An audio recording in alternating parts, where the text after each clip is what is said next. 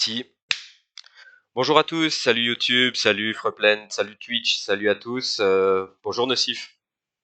Bonjour Norx, comment vas-tu? Bah écoute, ça va. On fait le live un poil plus tard cette semaine. Le boulot me met un petit peu des changements d'horaire, donc peut-être que ça arrivera un petit peu dans le futur. Je vais essayer de minimiser ça au maximum, mais voilà, il est possible qu'on refasse des lives parfois à 21h pour accommoder mon travail. Oui, Écoute. c'est un bon horaire, ça reste un bon horaire. Je pense que ça change pas trop les habitudes des gens. Au menu de ce soir, alors on se le disait juste avant de commencer le live, c'était quand même une semaine un peu calme. Et je trouve ça bizarre que toi et moi on soit d'accord que c'était une semaine calme, alors qu'il y a quand même une nouvelle ville qui a annoncé. Sommes-nous blasés? C'est-à-dire que c'est pas par rapport à d'autres semaines du passé, ça pourrait être une semaine mouvementée, mais c'est vrai qu'on est tellement habitué maintenant à des rythmes soutenus que dès qu'il y a Un un petit petit relâchement? reboot, bah ouais, ça se fait sentir quoi. Exact. Bah écoute, on commence par quelques news un peu vite fait. Alors on a le New York Times qui nous a sorti un article qui titrait Le prochain marché du logement chaud est hors de ce monde. C'est dans le métaverse. Alors c'est une traduction évidemment absolument honteuse de l'anglais. Tout ça pour dire que le prochain marché à la mode, c'est dans les métaverses qu'il va falloir aller le chercher. Et dans cet article, il y avait une petite mention à Upland en décrivant un petit peu le projet avec une expérience utilisateur de quelqu'un qui déclarait avoir investi dans le jeu. Intéressant, pas mal quand même. New York Times, c'est pas la Gazette du coin. Ouais, puis en plus ça met vraiment plein en valeur. Plutôt bonne C'est nouvelle bien. au final, hein. Ouais, très bien. Autre Ouais. petite news, nous avons alors une destruction ou une construction, il faut dire les deux. On a la destruction du City Hall de San Francisco qui est programmée parce que le nouveau City Hall, qui correspond pour le coup au bâtiment réel, est en cours de construction pour l'instant. Donc à San Francisco, là vous avez les deux City Halls pour l'instant qui sont visibles, mais celui de droite, donc avec le toit jaune, est probablement voué à disparaître.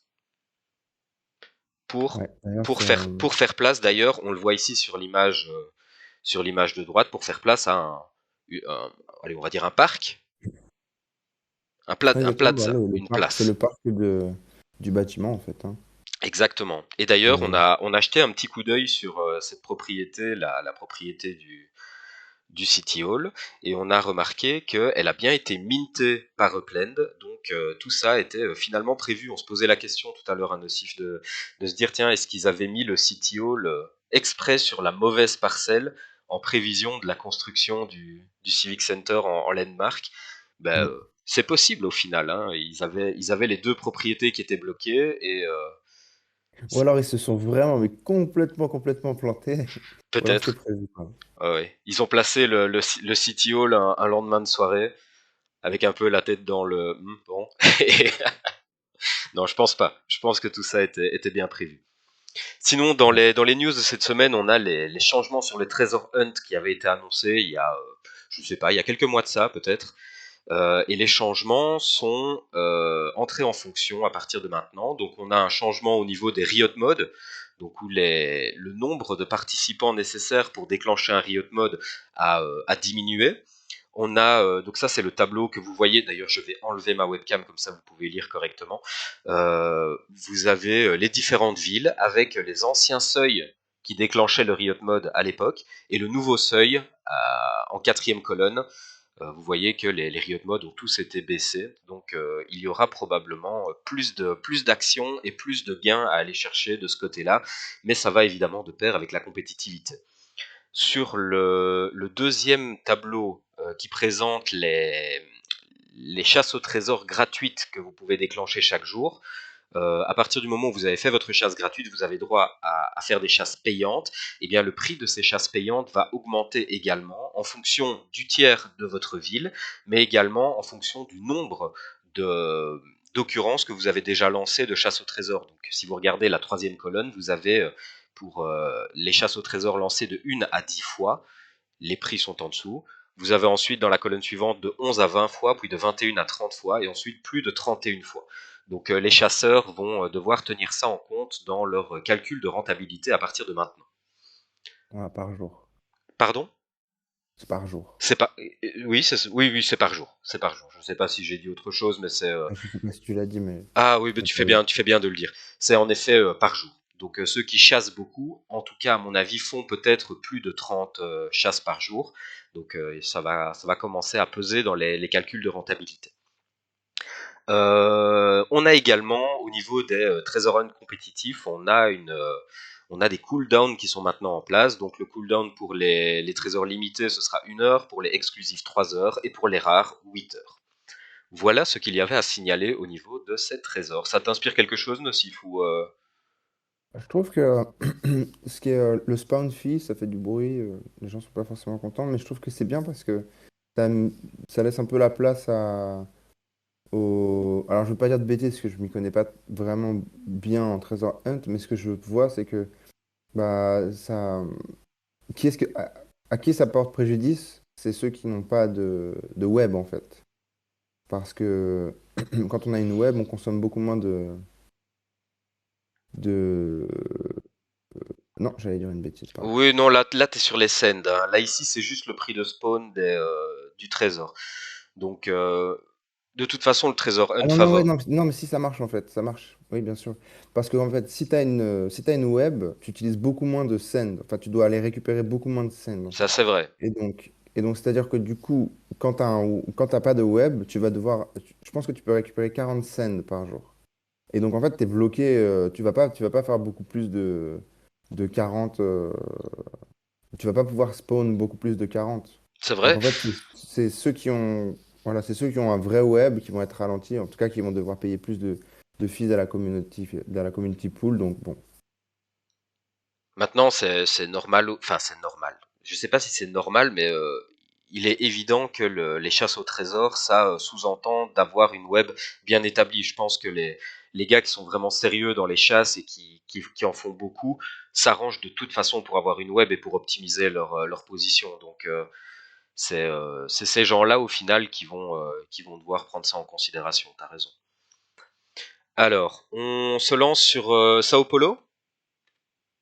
let's go for Sao Paulo. Let's go for Sao Paulo. Alors, qu'est-ce qu'on peut dire sur cette ville? Encore une fois, je vais enlever ma caméra.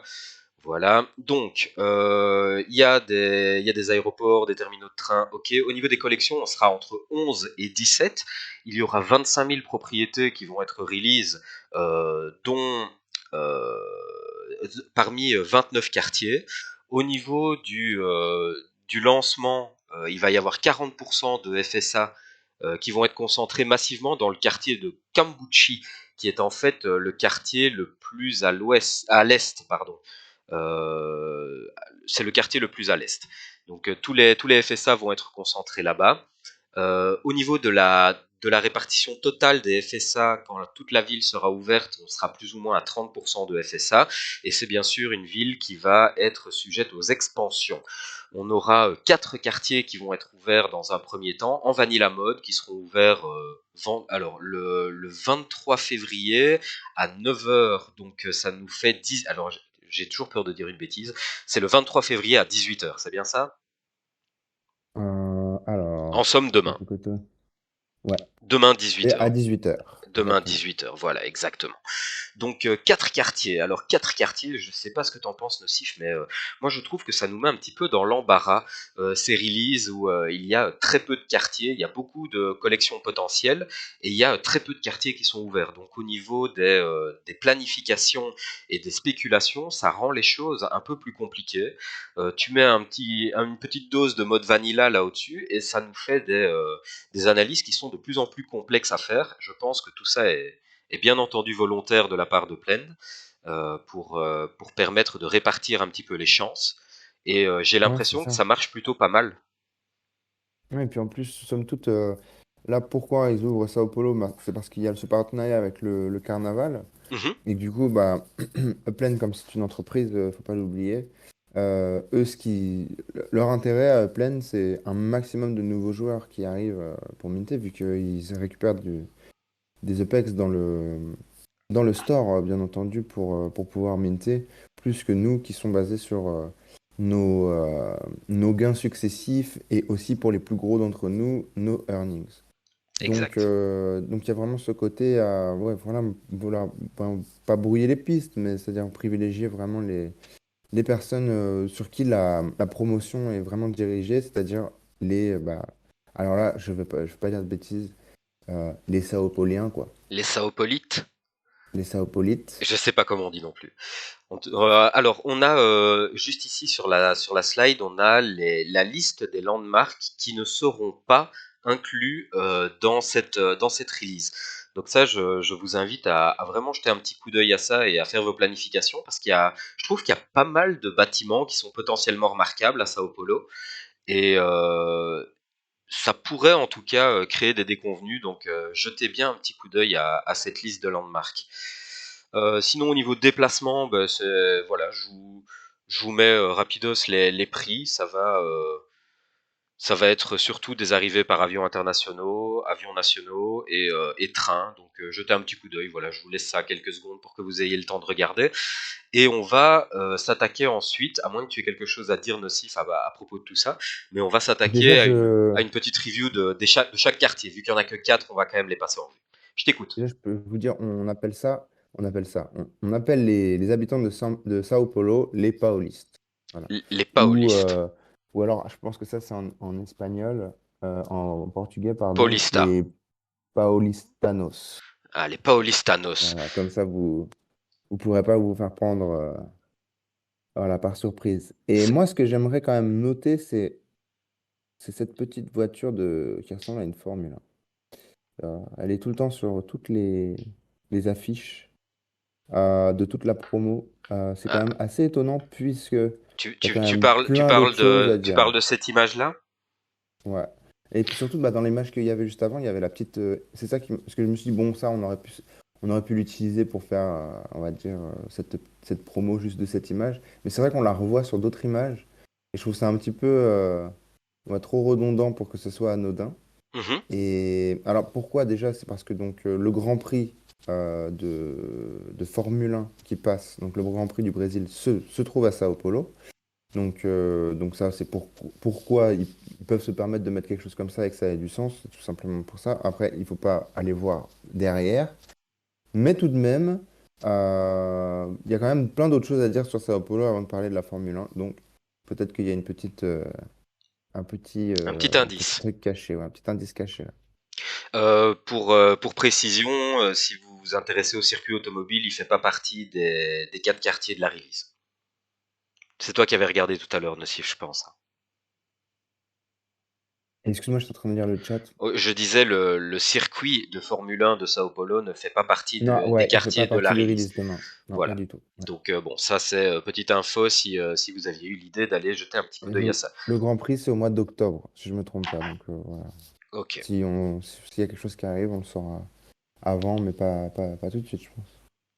Ce voilà. serait un très bon partenariat en tout cas. C'est vrai, c'est vrai, c'est vrai. Donc tu penses qu'on pourrait se retrouver avec des legits de Formule 1 en moins de temps qu'il faut pour le dire? Écoute, il y a comme Plaine l'a toujours mentionné, maintenant que la mécanique est là, il suffit juste voilà, faire entrer de nouvelles marques, hein. Mhm. Tout à fait, tout à fait. Alors, C'est envisageable. petite review des 4 quartiers qui vont ouvrir dans la ville de Sao Paulo. Alors, on a un premier quartier qui est Cambuchi. Pour petit rappel, c'est le quartier qui se trouve à l'est, dont je vous parlais tout à l'heure, qui sera principalement réservé au FSA. Donc, c'est un quartier qui se trouve dans le centre de Sao Paulo, à l'est de Liberdade. C'est un quartier très diversifié. Il y a une petite incertitude concernant le nom du quartier. Alors ce serait soit ça désignerait un arbre fruitier qui poussait par là, euh, ou, euh, ou alors ça viendrait du mot. Alors là, ne me prenez pas sur. Il va falloir, Nocif, que tu ressortes un peu la culture. Un mot, Tupi-Guarani. Est-ce que c'est une langue typique de Sao Paulo? Est-ce que c'est un dialecte? Est-ce que je n'en sais strictement rien, mais ça pourrait venir de Cambuchi, qui signifie le pot. Enfin voilà. Bref, peu importe. Je vous ai mis le petit fruit d'ailleurs là Le en illustration. Tupi Al- Carani. oui, Tupi, Guarani. Tupi Guarani. Je ne sais pas. Ah. Décidément, Freuplen va devenir un podcast de culture. Ah ouais, un pot de culture. Guarani. Ouais, c'est une langue apparemment. Voilà. Bon, ben écoute, en tout cas, c'est un quartier qui est plutôt réputé pour des petits restaurants, des petites boutiques, avec nombreuses petites entreprises, des petits espaces commerciaux, etc. Donc voilà, un petit espace de vie. J'ai pas l'impression que ce soit non plus le quartier le plus sexy, je vais dire, pour cette release. Mais bon, voilà, il C'est un sera. dialecte. C'est un dialecte, voilà. Au niveau des points d'intérêt, voilà, je vous ai pour chaque quartier, je vous ai mentionné les différents points d'intérêt. Jetez-y un petit coup d'œil, voyez ce qui pourrait éventuellement faire du sens pour vous. Comparez-le toujours avec la liste des landmarks qui ne seront pas ouverts. Sait-on jamais que je n'en ai pas vu un qui ne serait pas ouvert. Donc faites attention à cela. Et je vous ai mis quelques images pour vous illustrer un petit peu tout ça. Donc, il y a un chouette style architectural, je trouve, à Sao Paulo. Il y a un truc qui fait de cette ville quelque chose de. Je trouve que diversifié, ça représente bien la ville. De ce que j'ai vu, en tout cas. Je vais vous montrer d'autres images. Vous allez voir, il y a l'air d'avoir des ambiances et des quartiers avec des ambiances très différentes à Sao Paulo. Je passe sur le quartier suivant. Alors, celui-là, j'adore le nom. Item Bibi. J'ai l'impression que c'est une province d'Arabie Saoudite. Je trouve ça génial, ça. Ouais. C'est trop marrant. Je trouve que ça vienne de Sao Paulo. Ouais. Euh, Pardon? Non, je dis ouais, ouais, c'est vrai, ça sonne pas du tout, on s'attend pas du tout à ce que ce soit un quartier de Sao Paulo. Exactement. Alors, Item Bibi, bon, c'est un quartier riche, visiblement, un quartier assez haut de gamme, qui est connu pour tout son commerce du luxe, les restaurants haut de gamme, etc. Grand gratte-ciel. On est sur le quartier où se trouve un petit peu le pôle dynamique et industriel non pas industriel, et business de la ville. Donc on a des grandes marques qui y sont implantées comme Nestlé et Heineken, nombreux hôtels de luxe et apparemment une grosse présence de sociétés technologiques et de start-up. Donc ça, c'est peut-être un coin intéressant. Il y a peut-être bien quelque chose qui pourrait se dissimuler là derrière. Quartier business, machin, ça sonne bien ça pour une petite collection, peut-être. Qu'est-ce que t'en penses? Ouais, c'est sûr que on peut voir une collection là-bas. Il y a vraiment, c'est un vrai pôle économique, tout ça, mais après, je vais pas m'engager parce que c'est Voilà. complexe. Et au niveau des points d'intérêt, bon ben là on voit encore des styles architecturaux assez différents de ce que je vous ai montré juste avant, avec l'edificio Copan de l'architecte Oscar Niemeyer, qui est tout au-dessus, ce bâtiment en ondulation. Là, je trouve ça plutôt incroyable. Même si c'est pas très beau vu d'au-dessus comme ça, j'aurais peut-être pu vous trouver une photo où il était un petit peu plus en valeur, mais enfin en tout cas vous voyez le style du bâtiment. Ensuite, après ce quartier, nous avons Liberdad. Alors, pardon. Liberdad, c'est la zone centrale de la ville. Donc, ça se trouve au sud de C. C, c'est un quartier également. Et c'est un quartier qui est principalement connu pour sa population japonaise. Alors ça, j'ai trouvé ça plutôt marrant. Parce que j'ai vu deux trois photos que je vous ai pas mis ici malheureusement. Ah si, je pense que c'est sur la slide juste après. Mais le style japonais est quand même bien poussé. On a l'habitude des quartiers japonais. Enfin, en tout cas à Bruxelles, nous on a un quartier japonais. Je pense qu'il y en a un à Paris également. Et je trouve que là, attends, je vais mettre la slide suivante juste pour montrer. Regarde le style architectural japonais là au-dessus. Je trouve ça quand même assez incroyable d'avoir ça dans une ville à Sao Paulo. Je sais pas si tu le vois déjà. Ouais, là, c'est rigolo. Ouais, c'est vraiment rigolo, quoi. Hein. Et quand tu regardes juste en dessous, t'as une cathédrale qui a un style totalement différent, rien à voir. Enfin, amusant. En tout cas, je la trouve plutôt marrante cette ville de Sao Paulo. Donc Liberdad, voilà, Déjà, je c'est pense que c'est quelque chose qu'on n'a pas notifié depuis le départ, mais Sao Paulo, c'est une des villes les plus grandes du monde. L'urbanisme de Sao Paulo, enfin, vraiment, la quantité de béton qu'il y a là-bas, c'est incroyable. On le voit presque de l'espace, et du coup, bah, forcément, une ville aussi grande, ça la rend forcément très, très, très hétéroclite, et avec énormément de choses différentes à voir, quoi. exact, exact. Donc là, bon, Liberdad, clairement le quartier japonais de la ville, avec évidemment tout ce que vous pouvez attendre d'un quartier japonais, hein, la cuisine évidemment japonaise, les magasins japonais, les restaurants, les mangas, la tradition des animés apparemment. Donc il doit y avoir une forte culture geek là-bas, je dirais. Bref, un quartier assez riche en culture.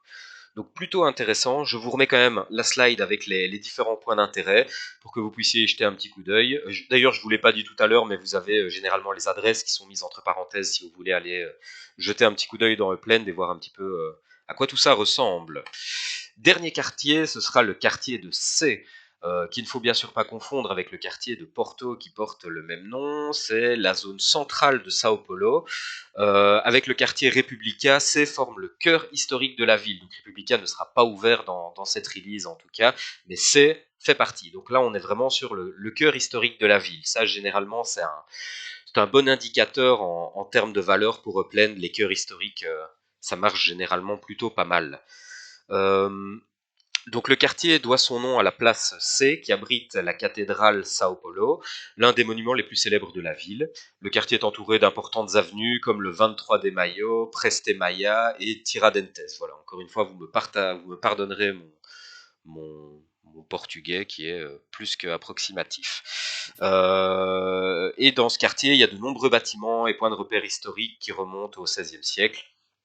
Malgré son caractère urbain et commercial, le quartier a su préserver son identité historique et culturelle, ce qui en fait une partie unique et fascinante de Sao Paulo. Donc ça, en tout cas, moi, c'est le genre d'histoire que j'aime bien. Ça sonne bien pour Upland, tout ça. Ça sonne la culture, ça sonne le cœur historique, ça sonne les chouettes initiatives avec Upland. Qu'est-ce que t'en penses? Non, moi j'aime bien, j'aime bien. Plus, de toute façon, plus on va s'étendre, plus ça va devenir. On a un peu parlé de ça la semaine dernière. Plus la culture, enfin les cultures vont devoir être réappropriées parce qu'il y aura trop de. Ça pourra pas rester juste un fatras de culture enchevêtrée. Chaque culture va reprendre un petit peu ses droits et ça va être très très intéressant à voir tout ça. Tout à fait, tout à fait. On va passer sur la dernière slide. Alors là, encore une fois, hein, des styles architecturaux, je trouve ça dingue vraiment cette différence de style. Pourtant, je suis d'habitude pas très sensible à l'architecture, mais là, je trouve ça très frappant. Donc encore les quelques points d'intérêt qu'il y a possibilité de trouver dans le quartier de C. Voilà, avec les adresses. Prenez-en note, allez jeter un petit coup d'œil et voyez ce qui vous intéresse. Donc moi, je serais, s'il fallait se lancer dans une folle spéculation. Donc ceci n'est bien sûr absolument pas un conseil en investissement, mais moi je partirais volontiers sur le quartier de C, qui m'a l'air d'être un cœur historique intéressant, et Itime BB, qui est plutôt le côté business et hype, startup, new technology. Voilà, ce sont deux quartiers qui me parlent bien. Qu'est-ce qui te parlerait, toi? Moi, je pense que je vais un petit peu chasser le Financial District, potentiellement. J'ai vu une petite rue qui pourrait potentiellement être une collection rouge ou quelque chose comme ça. Et puis, il y aura toujours de l'attrait, voilà, pour ce genre de pôle économique, je pense. Mhm. Euh, à voir, à voir. Ok. J'ai pas encore pris complètement décision. Et toi? Qu'est-ce que tu Euh, en penses?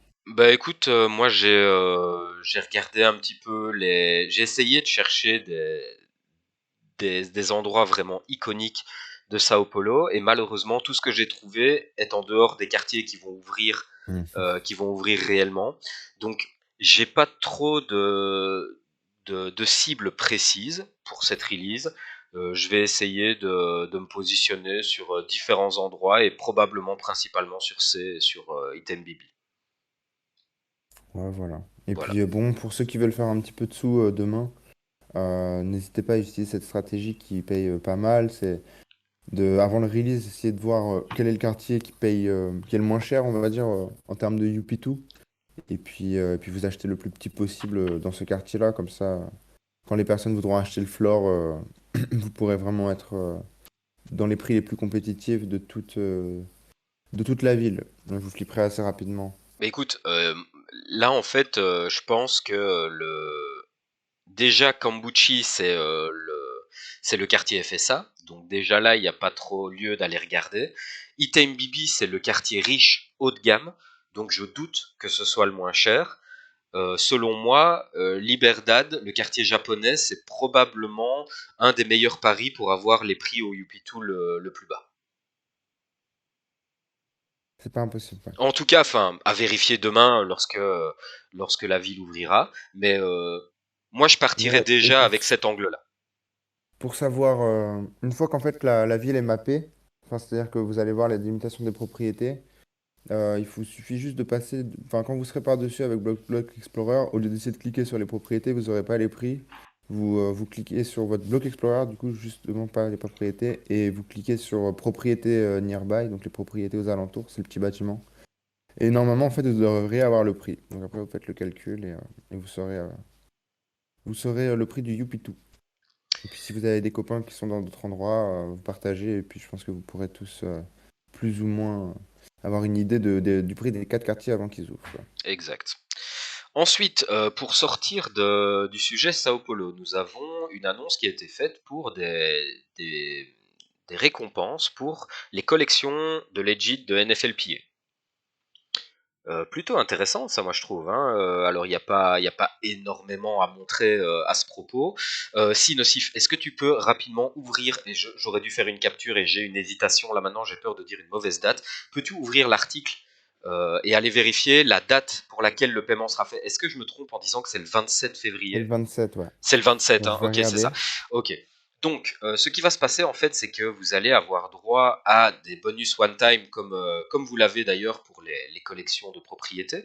Vous allez avoir droit à des bonus pour les différents types de collections. Donc là, autant vous dire que, vu le nombre d'équipes, il y a 32 équipes, et il y a, je ne sais pas moi, une quinzaine ou quelque chose comme ça. Attends, il y en a 2, 4, 6, 8, 10, bon allez, 13 à première vue, comme ça en comptant rapidement.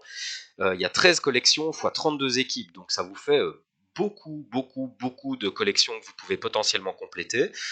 Et ces collections ramènent plus ou moins de PEX, donc il y a une belle récompense à aller chercher qui va de 100 PEX pour le Triple Threat, qui est la plus petite des collections, jusqu'à 35 000 PEX pour le Ball Hog, qui est bon, qui est coton à avoir, hein, on va pas se cacher, ce sont des Game Ball. C'est quoi, c'est deux ou trois Game Coûte Ball, cher, ouais. quelque chose comme ça, c'est Non, je compliqué. crois pas forcément que ce soit que des Game Ball, mais en tout cas, il faut une Game Ball Il faut avec une deux Game. autres Memento. Ah oui, c'est ça. Une C'est Game pas Ball et deux évident. Memento. Bon voilà, c'est pas ultra évident à avoir, donc vous l'aurez probablement pas 10 fois celle-là. Mais il faut que vous ayez complété ces collections et ne pas y avoir touché. Donc ne les cassez pas, laissez-les, complétez vos collections et n'y touchez plus. Et le 27 février, vous recevrez les différents bonus pour les collections que vous aurez complétées. Donc ça, c'est quand même potentiellement une belle petite rentrée pour certains. Ouais, c'est sûr. Surtout, j'ai vu un tableau tout à l'heure des plus gros possesseurs de Legit et leur fanscore. Je peux vous dire qu'il y en a deux, trois qui vont se faire pas mal de fric avec cette histoire, hein. Ouais, ouais, c'est vrai, c'est vrai, c'est vrai. Ensuite, nous avons la vente de MV Motors qui s'est, alors j'ai failli dire qui s'est clôturée aujourd'hui, mais qui est toujours en cours, je pense, au moment où on parle. Il doit rester un ou deux véhicules. Nocif, qu'est-ce que tu peux nous dire par rapport à cette vente de véhicules? Alors, cette vente de véhicules, donc déjà, la première fois que tous ces modèles-là sont sur le marché. Donc voilà, c'est des modèles inférieurs, on va dire, à ce qui existe déjà, ce qui avait déjà été donc produit.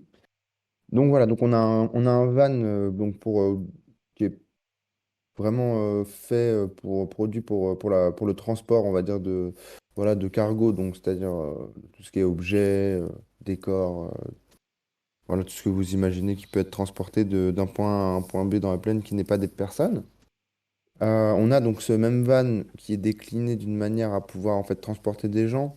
Donc ça va être intéressant pour tout ce qui va être le transport de personnes entre villes, pour essayer de couper un peu les axes, qu'on connaît déjà. Je pense que voilà, quand on va dire la logistique sera développée, je pense que ça coûtera moins cher quand même de remplir un van avec plusieurs personnes plutôt que de prendre voilà, de voyager normalement. Surtout que potentiellement, avec le Spark, comme ça se recharge, bah, du coup, bon, il faudra juste de stacker du Spark. Bon, voilà, on va pas partir trop dans les détails. Mais en tout cas, voilà, ça c'est intéressant de voir que Upland commence à- comment dire, bon, rien de spécial en fait. En tout cas, le truc, c'est que ce qu'on peut noter, c'est que a priori, là, on est sur les derniers modèles de MV Motor, en tout cas, de tout ce qu'ils avaient prévu de sortir, donc de la première collection, on va dire. A priori, là, tout sort, tout sort. Peut-être on peut s'attendre à une série 3, vu qu'il n'y a pas de série 3. On pourrait s'attendre à une compacte. Mais en revanche, normalement, on devrait vraiment être vers la fin. Donc ça, c'est intéressant de suivre, de voir ce qui va se passer après. Donc ce qui va se Le passer marché après, qui ce va serait rester, quoi? Ce quoi. serait l'arrivée des Formule 1? Non, je pense qu'on va repartir vers des plus ou moins la même chose, mais de l'année d'après, quoi. Mhm. Mais tu penses On pas va qu'il pourrait nous repartir. surprendre avec une petite annonce Formule 1? Bah, une petite annonce Formule 1, c'est-à-dire que nous, on puisse acheter des Formule 1? Ouais. Non, je pense pas. Je pense pas qu'on puisse acheter des Formule 1. Ça, vraiment, ça perdrait vraiment tout son sens. Mais c'est possible, hein. Je ne sais pas, je te pose la question. C'est parce qu'il y a Mm. ça au polo. Ouais, non, je serais étonné, non. Non, ça démocratiserait en fait quelque chose qui n'est pas qui est censé être démocratisé. C'est des, ouais, faut laisser ça pour la hype. Ah On ben pourrait ça. voir des monoplaces, des petites monoplaces, ce genre de choses, peut-être, ça serait rigolo. Mais une fois de plus, après, comment pourrons-nous les utiliser? Upland n'a pas encore été clair. A priori, toutes les voitures qui sont, en fait, toutes les voitures qui sont sorties jusqu'à présent, c'est des voitures, pas des citadines, mais c'est des voitures de route et qui sont homologuées, on va dire. Donc, c'est-à-dire, Mhm. on va pouvoir les utiliser pour courir, mais on va aussi pouvoir les utiliser pour nous déplacer. Donc là, maintenant, avec la logistique qu'on a et la structure, commencer à vendre des voitures qui sont typées uniquement pour la route, il faudrait que quand même il y ait pas mal de choses qui changent avant ça, je Ok. pense. Je Donc pense. pas de Batmobile avant un bon bout de temps. Bah, si la Batmobile est homologuée, pourquoi pas, quoi. Pourquoi pas. Alors, la dernière news d'importance, je vais dire, de cette semaine, on a l'annonce des MetaVentures qui vont pouvoir vendre et produire les structures ornament. Ouais, donc Ça, c'est c'est cool. intéressant, ça. Ça, c'est cool, ça. Hein. Ouais. Ça, c'est cool. Alors, hop là, je vais enlever ma webcam et je vais vous lire les, euh, les nécessités pour pouvoir appliquer pour commencer au showroom qui pourront vendre les structures ornament. Donc, vous devez avoir un showroom qui est complètement construit, peu importe la taille, à la date d'application. Donc, il ne faut pas lancer votre showroom et postuler. Il faut postuler quand votre showroom est vraiment construit. Donc il faut évidemment que votre showroom ne soit pas utilisé pour une autre métaventure.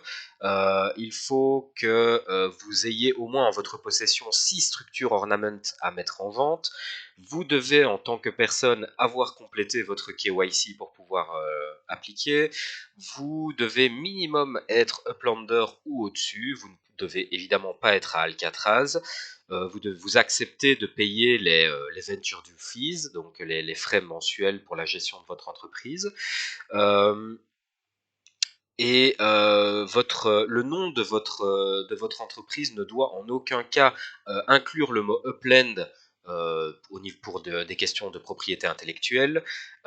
Et les personnes qui appliquent doivent soumettre 3 images background pour leur showroom via email après avoir appliqué. Voilà en gros les nécessités. Tu as quelque chose à dire à ce propos? Bah, moi, voilà, je trouve pas que ce soit le business des structures ornament. C'est bien, ça va être intéressant. Mais c'est vrai que de par le fait que pour l'instant, les structures ornament, bon, on ne peut pas les utiliser tout au long de l'année, hein. Il y a pas assez encore d'événements pour dire que tout au long de l'année, il y a toujours en fait une demande de structure ornament. Donc c'est super hein, parce que du coup, une fois de plus, la mécanique sera sortie et donc on pourra passer à d'autres types de manufactures. Mais c'est vrai que voilà, c'est ça. Je pense qu'il y a beaucoup de gens dans la communauté qui attendent que ce mécanisme se développe pour les décors outdoor, quoi. Mhm. Et là, ça va être un grand tournant dans le plan parce qu'aujourd'hui, il n'y a que quelques marques qui vendent voilà, des décors, donc c'est des choses qu'on peut vraiment dispatcher sur nos terrains. Je peux vous dire que quand tout le monde qui sait plus ou moins utiliser un programme d'édition voilà, d'objets virtuels et tout ça, va pouvoir commencer à créer ses produits et à les vendre sur Upland, voilà, il va déjà avoir une compétitivité sur les prix, donc tout sera potentiellement un peu moins cher. Et surtout, il va y en avoir partout. Donc, on va pouvoir commencer à vraiment commencer à décorer nos terrains et commencer à mettre, j'espère, des objets un peu plus gros. Je sais pas, ça, c'est quelque chose que je me demande. euh, pour vraiment prendre plus de place plus rapidement. Peut-être, enfin, il faut savoir peut-être des piscines. Bon, il y a déjà des piscines, mais peut-être des piscines, peut-être, je sais pas, creusées ou ce genre de choses. Enfin, quelque chose qui commence vraiment à donner de la vie un petit peu dans les nodes, plus que ce qu'il y a aujourd'hui. Et ça pourrait aller très vite du moment où beaucoup de contenu sera clairement disponible. Donc c'est assez excitant. Mhm. Tout à fait. Alors, en plus des showrooms, évidemment, il y a les factories qui arrivent également pour les structures ornament. Donc, où, ben, en gros, les spécifications sont à peu près les mêmes, hein, sauf que là, ici, vous avez besoin d'une factory qui est complètement construite, dont la taille doit être médium ou large. Alors que pour les showrooms, il n'y avait pas de spécifications vraiment. Pour le reste, ce sont un peu les mêmes spécificités. Mis à part, ah oui, il y a également le fait que la personne qui applique devra pour une factory avoir un minimum de 3 sparks au moment du postulat. Bon, c'est tout à fait normal, hein, pour lancer la production, faut bien pouvoir justifier d'avoir un peu de spark quand même. Ouais, c'est le minimum. Alors je crois que voilà, les petites factories, c'est 2 Spark, je crois, stacké maximum, ce qui était ridicule. Mhm. Je crois que c'est 8 Spark pour les moyennes et c'est 25 Spark Pour les grandes, pour les grandes, pour les si je ne me larges, trompe ouais. pas. Ouais, je pense que c'est Donc ça en oui, effet. évitez, si vous avez évitez vraiment de construire les petites produisent très peu. Tout à fait. Et sinon, à part ça, ben, on a eu l'annonce de la Genesis Week qui sera finalement planifiée pour le 8 et le 9 juin à Las Vegas. Toujours dans la salle Safari, c'est ça? Euh, non, tu sais, maintenant c'est dans un nouvel hôtel, c'est où? Comment c'est pas le Luxor? Comment ils ont appelé ça? Attends, je suis sur l'annonce. Ah tiens, il me semblait me souvenir que c'était. Parce que tu l'as lu, t'as lu. Attends, J'ai Tour. parcouru tout à l'heure. J'ai vu la Genesis Week, je suis content. Moi, j'ai surtout vu qu'il prévoyait des surprises pour la Genesis Week. Ah, mais attends. Est-ce que il est en train de se passer que je crois? C'est-à-dire. D'accord, ok. Ouais, je comprends pas ce qui se passe. Comment t'en es arrivé à cette diapo? Ben Attends. ça a été annoncé tout à l'heure en fait, hein. Là, on colle vraiment à l'actualité, hein. Moi, j'ai vu ça tout à l'heure, juste avant le live en démarrant Glenn. Donc, Mais tu l'as ajouté cette diapo? non, c'est toi qui l'avais mis, je pense, non? Ah ouais, moi je l'ai mise il y a 30 secondes, quoi. Ah ouais, ben écoute, Euh, voilà. Mais je Non, suis non, parce que réactif. Ah ouais, d'accord. Ah, mais ok, d'accord. Ok. Je vous dis juste l'hôtel, parce que je crois que c'est un gros hôtel qui est assez... C'est au Sahara Resort. Ah oui, c'était pas Safari, c'était Sahara. Ouais, Voilà, c'est ça. voilà. Ah, ouais, Le ouais. champ Ok, lexical ok. y était. Ouais, Le c'est champ moi lexical du désert et de. On y et- était, on y était. Exact. Alors, ce qui est intéressant à voir, là, il y a des petites choses rigolotes sur cette image. Je T'as t'écoute. spoté des trucs, toi? Je t'écoute. Alors déjà, on voit que, bon, il y a l'Empire State Building en mode bon, déjà, ce qui est intéressant, c'est de... Moi, je trouve que ce qu'ils ont essayé de faire, c'est un peu de montrer l'image de promotion de Upland depuis le début, sur la Terre avec Miles derrière et la Lune, tout ça. Mhm.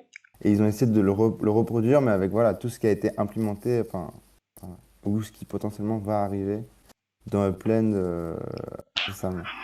Donc déjà, ça, c'est rigolo. Ça, c'est rigolo. Mais moi, ce que je trouve encore plus rigolo, c'est qu'il y a des petits trucs qui sont vraiment trop bizarres. Du style, aux États-Unis, ça va, il n'y a rien de vraiment fou. Il y a la Statue de la Liberté et l'Empire State Building qu'on n'a pas encore. Mhm. Mais ça, c'est pas vraiment fou. Derrière, en Europe, on a une cathédrale. Alors, je ne saurais pas vous dire quelle est cette cathédrale, parce que Aucune moi, idée. franchement aucune idée, mais bon. En tout cas, elle n'est pas encore là, a priori. Il y a le stade de Porto.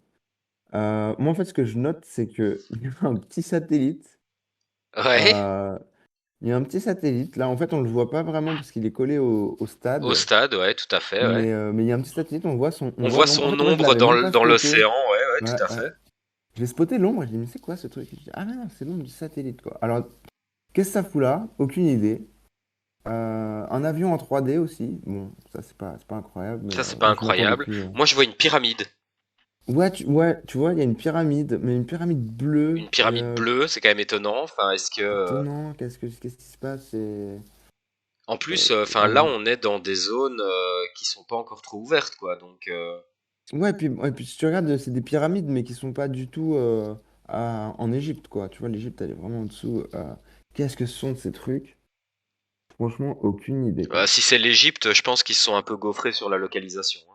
Ouais, complet, complet. En fait, je sais pas si c'est une pyramide. En fait, on dirait plutôt une petite pergola, tu vois, parce qu'il y a des petites colonnes en dessous. On dirait que c'est le toit de la pergola, quoi. Aucune idée. Aucune Donc ça, idée. c'est rigolo, quoi. Et moi, en fait, surtout, ce que j'ai spoté... Bon, à côté de l'église, il y a un truc, je ne sais pas voir ce que c'est. Mais moi, ce que j'ai spoté, je sais pas si tu l'as vu, c'est qu'il y a un bateau. En bas? Non, sous l'avion, en fait. Ah oui, en Ah bon. effet. Je crois que c'est un bateau, hein. Ben ça y ressemble, mais Ça y ressemble, hein. c'est vrai il faut un peu le regarder. Je ne sais pas. Je pense que c'est un bateau. Moi, je l'ai scruté pendant longtemps, j'ai zoomé dessus, et tout ça, mais je suis pratiquement sûr que c'est un bateau. Il a une drôle de forme, Ouais. mais je crois que je suis quasiment sûr que c'est un bateau, ouais. Donc ça, c'est assez rigolo aussi. Et puis voilà, quoi. Mhm. C'est Ouais, non. sympa, sympa, petite image. Je sais pas, il faut pas forcément le prendre pour des indices, Non, mais tu sais, la Genesis Week, c'est généralement un moment où il y a des annonces un peu sympas qui sont Mm. faites. Il y a toujours des surprises à la communauté. Il y aura vraisemblablement des gains également à aller chercher. Il y aura sûrement des concours un peu exclusifs à la Genesis Week. Donc ça, on en reparlera bien entendu en temps voulu. Mais c'est toujours réjouissant ce moment de l'année, je trouve, de la Genesis Week où il y a des annonces. C'est ultra dynamique. Il y a plein de choses qui se passent. On a de notre côté plein de choses à débriefer parce qu'il y a généralement des panels avec les gars de plaine qui viennent s'exprimer sur plein de sujets, etc. Donc c'est cool, moi je trouve. C'est une bonne période de l'année. Ouais, c'est sûr. Mais c'est pas tout de suite, hein, c'est au mois de juin, hein. C'est au mois de juin, voilà. Donc il y a encore de l'eau qui va couler un petit peu sous les ponts. Tu nous avais mis une capture de Diapradar, Ouais, juste pour montrer un petit peu le.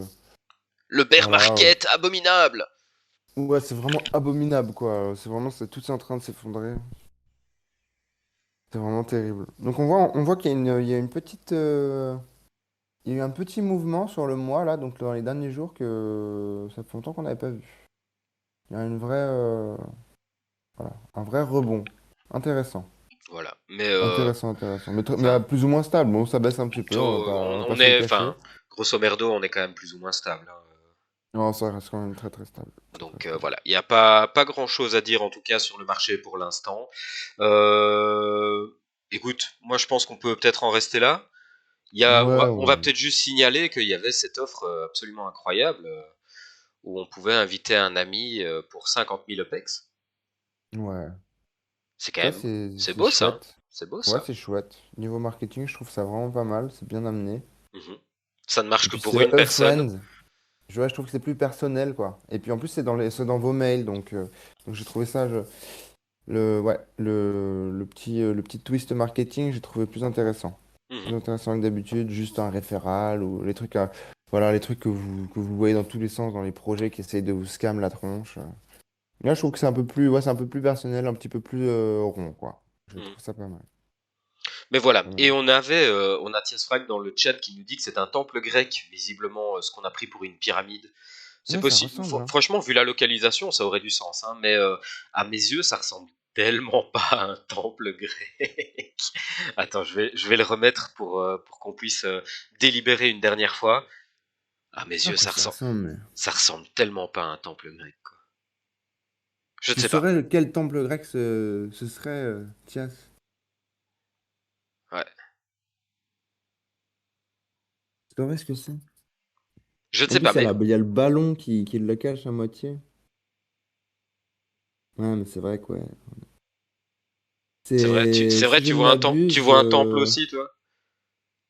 ça peut être en Italie, ça peut être en Grèce. Non, en Italie, c'est pas. Ah, quoique, c'est vrai. Avec la Ouais, non, déformation du effectivement. globe, c'est vrai que Ouais, ça ça peut. pourrait. Ouais, c'est compliqué à dire. C'est vraiment compliqué à dire. Euh, Ouais, bien sûr, ouais, ça c'est sûr. Par rapport à... Bon, C'est forcément quelque chose qui existe, c'est un monument qui existe quelque part.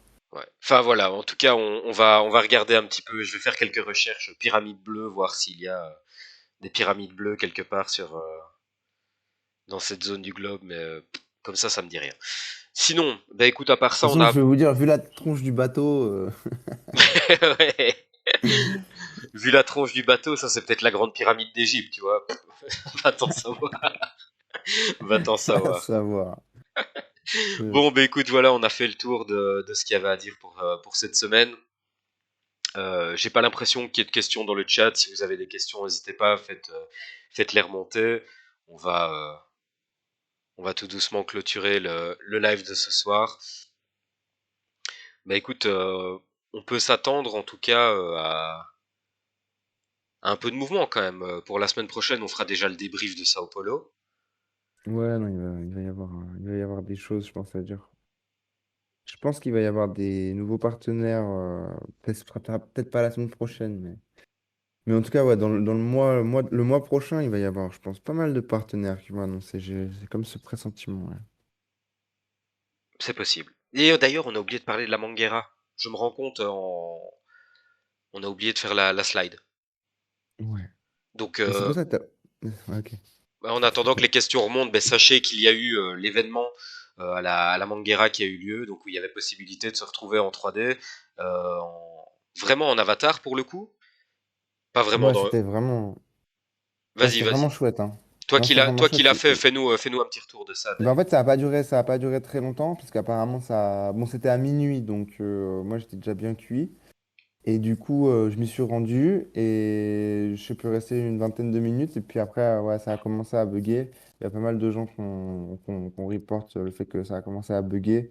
Et donc, ouais, moi, quand je suis vraiment parti me coucher, ça avait un peu vidé tout le monde. Et du coup, on va dire, l'inertie du truc avait du mal à reprendre. Mais quand j'y suis allé, ouais, il y avait genre vraiment pas mal de monde. C'était cool. Bah, j'ai vu Ça dansait, c'était marrant. Ouais, c'était vraiment marrant. Ouais. C'est vraiment marrant. C'est dommage qu'on a une petite vidéo, mais du coup, on peut pas la passer dans le live. Et du coup, on voit vraiment. Moi, ce qui m'a le plus étonné, enfin, qui m'a le plus Je amusé, la c'est passerai que. la semaine prochaine. Là, en fait, c'est juste, il faut le temps qu'elle s'upload et on n'aura pas le temps là ici. Donc, Ouais, ouais, non, mais de la toute semaine façon, prochaine, on la c'est pas très. mettra et on va arranger ça. Ouais, voilà. C'est juste le fait que. Ouais, on voyait en fait des petits groupes de gens qui se regroupaient, en fait. Mais en fait, c'était des gens qui se connaissaient, en fait. Il y avait un petit peu une sorte de mécanisme social qui s'est recréé assez rapidement. Et c'était très. Ouais, c'était rigolo. J'avais vraiment l'impression d'une manière d'être dans un endroit vraiment. euh, ouais, de participer à un endroit vraiment. Ouais, je sais pas trop comment Un expliquer, quoi. vrai Il y a endroit de ce rencontre sentiment. sociale, tu veux dire? Ouais, vraiment, voilà. Et en fait, pour vous dire un petit peu une petite insight, ça fait depuis plusieurs ouais, mois que je me demande en fait comment Discord va évoluer, tout ça, parce que je travaille beaucoup sur Discord et pas mal de projets sur Discord. Et si ça peut vous aider, à vous aussi, cette petite idée, enfin, cette petite pensée, c'était que je me suis dit, mais en fait, j'essaye de rendre Discord de plus en plus carré, tout ça. En fait, Discord, c'est cuit. Discord, c'est mort. C'est le futur des interactions sociales. Assez rapidement, ça va être ce genre d'endroit. Parce qu'il y aura des chats, et etc., etc., mais il y aura aussi des interactions, en fait. C'est-à-dire que moi, ce que j'essaie d'offrir dans mes salons de Discord, tout ça, et les interactions, mais en fait, c'est beaucoup plus simple en fait, d'accès quand elles seront en fait en 3D. Mais ça change tout. Alors, je sais pas si vous pouvez encore vous en rendre compte, mais ça vient de longues réflexions et je peux vous garantir que dès que on y aura accès et qu'il n'y aura pas de lag, tout ça, et je pense que ça va arriver assez vite, ouais, les plateformes des réseaux sociaux, tout ça, elles vont vraiment migrer assez rapidement vers ce genre d'endroit. Moi, je vais essayer de refaire des. Depuis, là, je commence à essayer de me prendre la tête, à essayer de trouver des gens qui sont capables de recréer ce genre de choses, hein. Voilà, le serveur, par exemple, des voitures que je suis en train de faire là, je vais le faire migrer très, très, très rapidement sur une sorte de plateforme comme ça. Donc voilà, je vous dis à vous pour vos propres projets, essayez pas d'éviter de trop parler de cette information à tout le monde, même si je sais que ça sera sur YouTube. Voilà, n'en parlez pas trop, trop, trop parce que la concurrence est rude sur Apple. Bon, bah écoute, visiblement, il y a. Apparemment, ça lag un peu. J'espère que la qualité a quand même été ok, que vous avez quand même réussi à nous écouter et à nous suivre dans de bonnes conditions. Bah écoute, on clôture le live. Apparemment, il n'y a pas de questions dans le chat, donc tout ça paraît très clair. On se dit à la semaine prochaine. Ouais, la semaine prochaine, non, c'est... Avant que je m'étouffe, parce que j'ai une quinte de tout qui me prend. Donc je te souhaite déjà, Vas-y. je te souhaite déjà une bonne fin de soirée et je vous dis à tous à mercredi prochain. Ouais, bonne soirée à vous tous. Ciao, Ciao. ciao.